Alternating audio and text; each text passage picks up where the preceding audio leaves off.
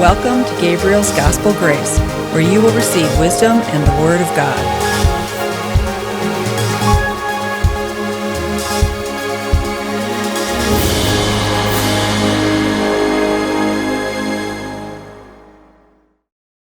Now here's my sexist comment of the episode. There has to be one thrown in there somewhere to trigger some people. But it's very easy and common for ladies to talk about their health problems and their relationships, and they share these things quite openly and publicly. Men will not do that. So we know part of the problem with prostate cancer is the fact that men won't share it with their spouse. They won't share their problems with their friends, to even have their friends say, have you considered this? So there is, and probably I'd say it's probably more in that direction anyway, that men are probably the ones who put the barriers up when it comes to sharing their health concerns. Women are much more open on that. Yeah, you're probably right. I have no real problems in that respect, that I would share anything that was needful with Lesley, because what am I embarrassed about? She's seen everything. And if there's a health issue, my personal way of dealing with it is I want it dealt with. And if Lesley can help, then Lesley would help. And if she says you need to get X, Y, or Z, then I'll take her advice on it. So if there's anybody listening and they are feeling embarrassed about it, well, my answer to that is stop feeling embarrassed about it. And start to talk about it. Start to talk about it positively, not negatively, not as if it's the end of the world or whatever, but talk about it calmly, positively, and from that, then you can start to find a solution or an alleviation or something like that. So no, I'm not the best one to speak from. I don't hide things in that respect. I don't gather them up in myself. I would prefer to talk specifically to Lesley, but also to other men, who are friends. I don't personally have many real friends, people that you can talk to in detail about things, but there are certain ones that I would, because that they love you, and they're not going to come on an attacking basis, but they're going to speak to you from the basis of love for you, for your best outcome. So, and I think that's maybe one of the reasons that a lot of men don't want to share, because they're scared or they're apprehensive of, maybe that's a better word, they're apprehensive of the response that they're going to get. Maybe somebody might try to demean them or condemn them for not being a man, not standing up to things properly. But no, put all that to one side. If it's a situation that needs resolved, it needs resolved, and just get stuck in.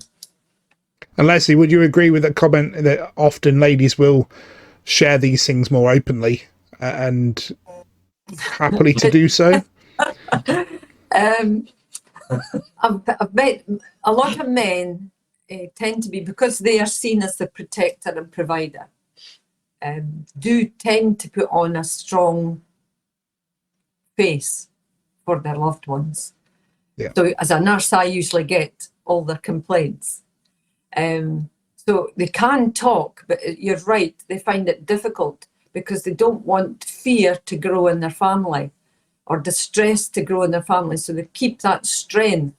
So having somebody like me coming in was an outlet for them. But also you do get, I've dealt with the groups of men as well, and they are just like women. All they do is complain about this, about that, because it's men together. So I don't see a difference. So yes, there's a yes and a no, but women are more easy to come forward because they don't have any hang-ups about sharing about things that men can have. Yeah.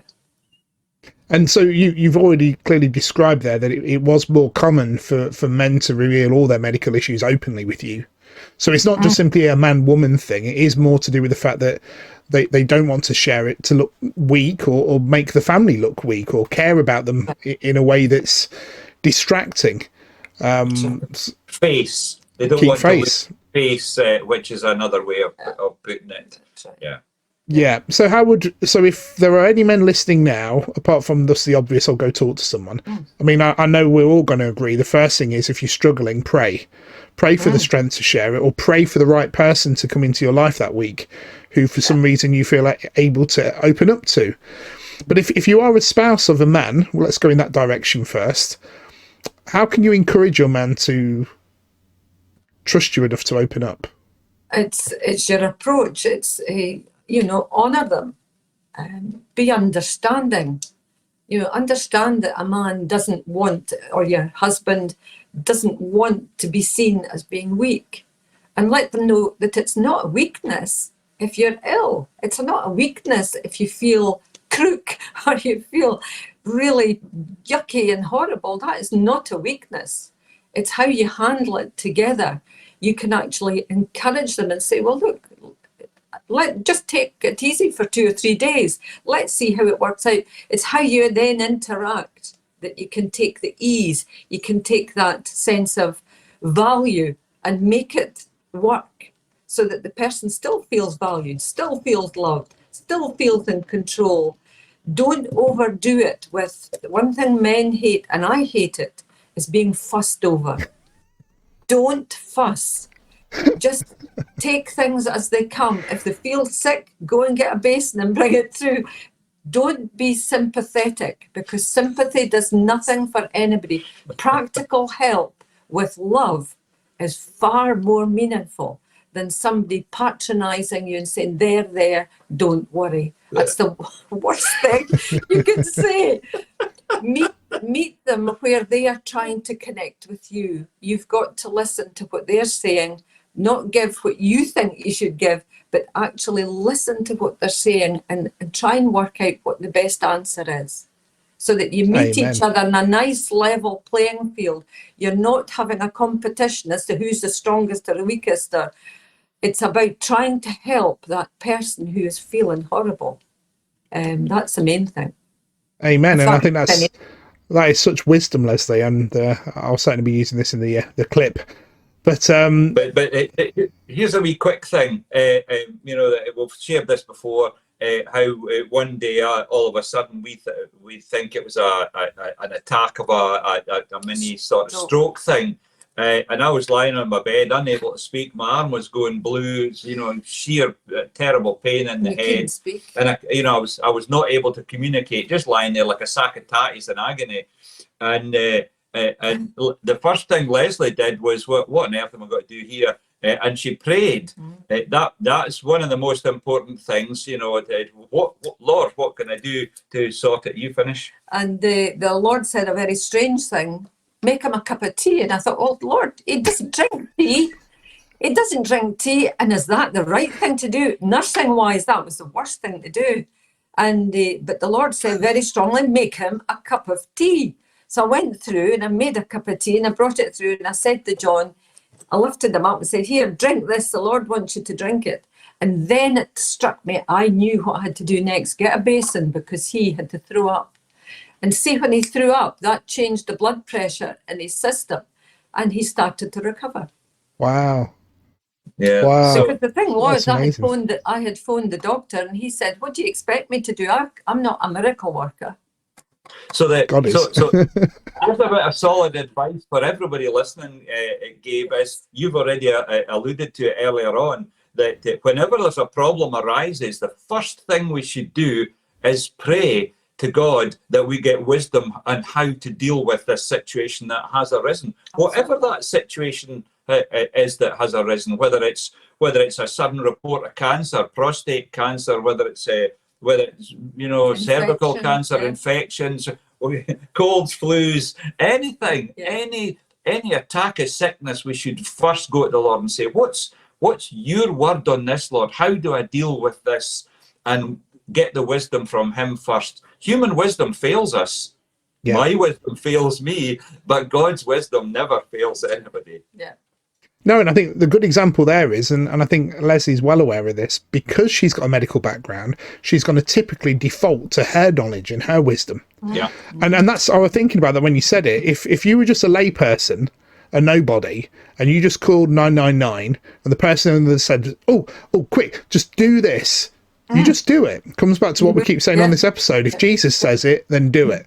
And without question, because we don't want to know, we don't need to know the mechanics of how it's working. It's just we do it. That's the emergency treatment in that moment.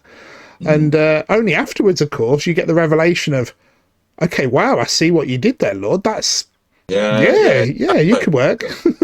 especially when that particular incident, one of the famous things that we do recount about it is the Lesley phoned the health service at the time, which was straight through to the GP at the time, Whom I knew. and she said, "Oh, so and so," and he says, "Well, what do you want me to do about it? I've got no magic cures." So she was left without any help. And we don't know why. He was maybe doing something else at the time. But so she was left. She had no option other than to do what the Lord says. That's brilliant.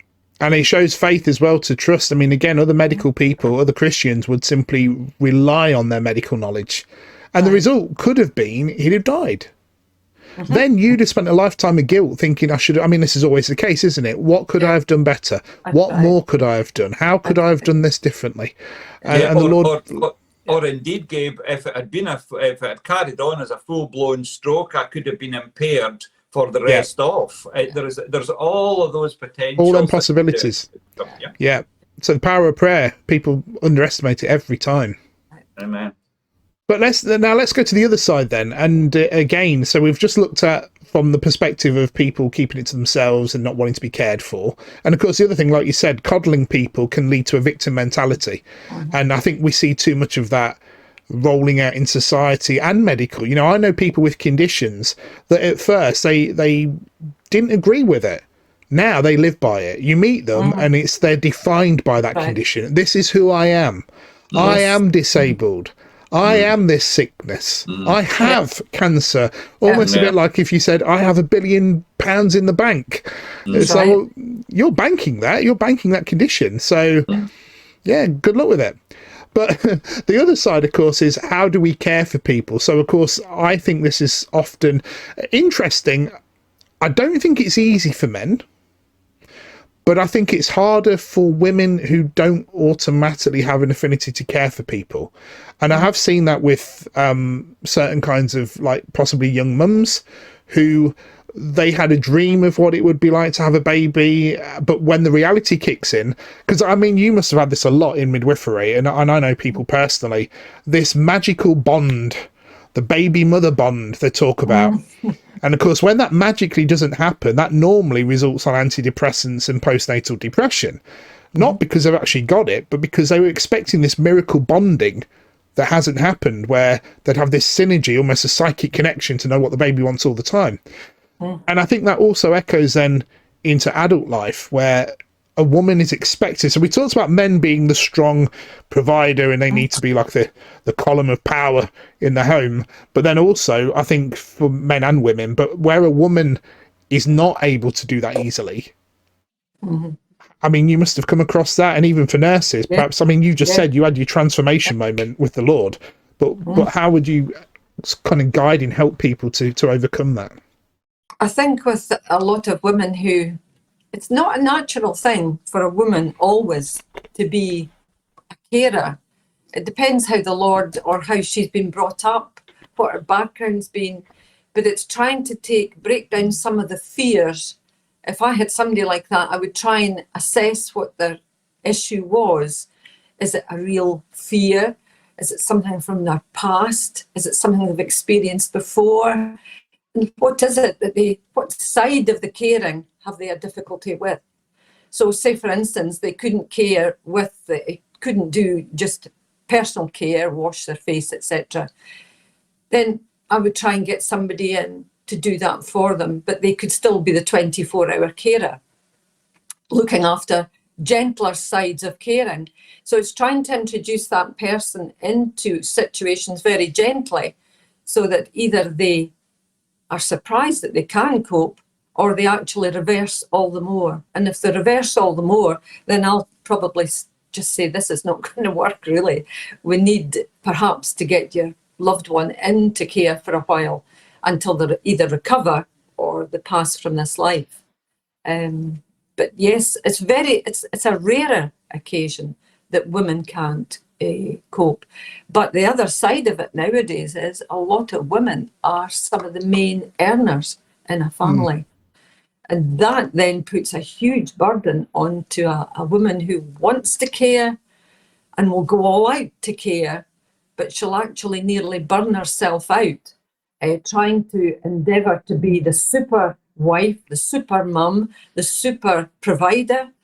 And that can be a very hard place for a lady. And I would say you need to then try and take help. Don't be too proud to take help in. Don't be too proud to let things and delegate things. Even to maybe if you've got a couple of grown-up children, that they could do little things for you, little jobs for you, things like that. There's simple things that can be done to release it, to release pressure.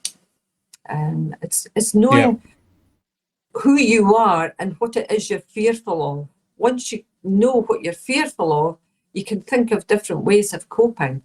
But it's trying to lead somebody into to knowing. It'd be good for somebody if you've got a situation where you're trying to care for somebody and you're really fearful, you don't know what you're doing. Maybe you've got a best friend, a granny. Things like people like that can be really helpful with just down to earth situations that they've maybe experienced, or know of somebody who'd be able to help, or speak to one of the nurses at the practice that you're with. But again, I'm not sure what kind of background training they get nowadays. I was trained very much about what's in a person, what surrounds them. I don't know if they still get that kind of training, but they should be able to help in practical matters, i.e. if it's somebody dying, you could get Marie Curie, you can get Macmillan, there's lots of other options, you can get equipment, there's things that can come in that will make life so much easier. Yeah, thanks for that. I'm going to bring in an analogy from before we started this episode. I mean, you shared with me you've both been really busy doing DIY since the new year. And I think the thing is, we talk about marriage as a home. And of course, the other side is a home is often a house. Now, I think you were sharing the fact that where possible, you do as much DIY as you can. And I think that's great. I think we should all do that. But I think when it comes to caring for people and loving people and that side of things, people don't realise that it is a skill that can be developed. So, for example, if you decided, look, we want to replaster the house, but we're not plasterers, it could be very cost effective to do a short course on plastering. Now, you wouldn't think twice about doing that. You'd literally say, oh, guess what, Gabe? We're thinking of plastering the house. We're going to do a little course. We don't mind a few errors. We know it'll be a practice. We'll start on the worst room first, the one that no one will see. But when it comes to the big stuff like caring for someone, people don't have that mindset, do they? They don't think, I can go on YouTube. I can watch how to do this. I can go and practice this. I mean, it comes back to a baby again as a midwife. You know, the first nappy I changed, well, that's a bit like the first time you changed a tyre. But typically by the end of the week, you've had plenty of practice now. Yeah, and of course, most things, it's practice, and we keep doing it. So I think caregiving is something we practice, isn't it? It is. And that's, I think, what taught me was also in the renal unit, because we taught people to do dialysis at home. That was the first of this, trying to get them into their own home. So actually teaching and training people, a lot of it is bringing confidence, giving them guidelines that will create a confident pathway for them to follow. So they do this and they've done that and they've got that and it works. And their confidence grows. And one of the things, and this is a side shoot, but I think it's a good one to go down the route of. Within the renal unit, people came in every second or third day to get dialysis. And we split the groups into two. One group we left as they were. We used to put them on, we did their arm with needles and all the rest of the things that go with it. I won't describe it all. The second group, we decided to train them to put, it's two needles they just put in their arm, to put these needles in themselves. And to do that, I, along with others, the nurses actually said, well, we had to take monthly bloods off ourselves because of things. So I'll do it, I'll do my own bloods. So I showed them that I wasn't fearful. So we taught them how to do it. And actually they became so protective. They didn't want anybody else to help them now. They even got to know how to work the machine. And actually, you know something, these people from not going to work, a lot of them just decided that's it, I can't cope. They were actually getting employed again and going back to working, maybe part-time. It turned their lives around. And there's something about that. It's trying to get as much goodness out of caring so that you get confident in what you're doing. And that's where it's good if you've got somebody that's seriously ill, having some nurses around that would actually be a promoter of how best to do that. You know, you're doing that awkwardly. Can I show you an easier way? And that can build over a few days. You can build great confidence in somebody to actually, oh, that works. I can do it. But you know something, that in a situation where there's care of whatever level that's needed, we can stop ourselves from thinking that we are even capable or possibly approaching it, because we can say, I can't do that. We literally say, we block ourselves saying, I can't do that. Whatever that is, wiping up or bandaging up or whatever. But the truth is, if we overcome that, I can't do that, with what God says, which is, I can do all things through Christ who strengthens me.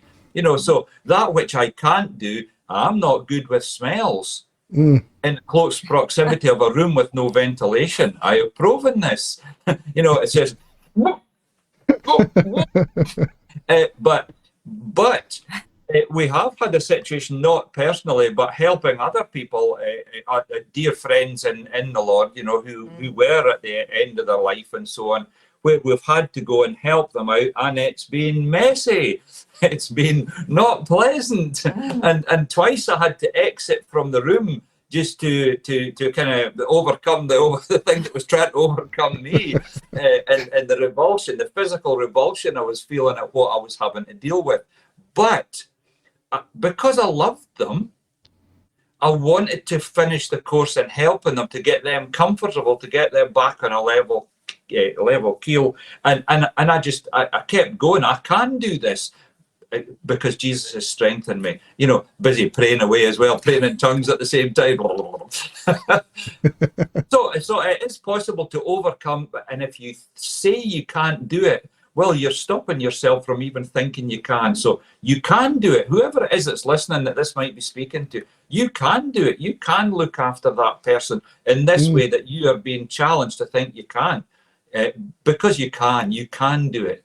And especially if you pray and ask Jesus for more strength to do it, and you will be able to do it. And eventually, because you love the person, you will do it well, and it will be good for them. And actually, it would be good for you as well in the long run.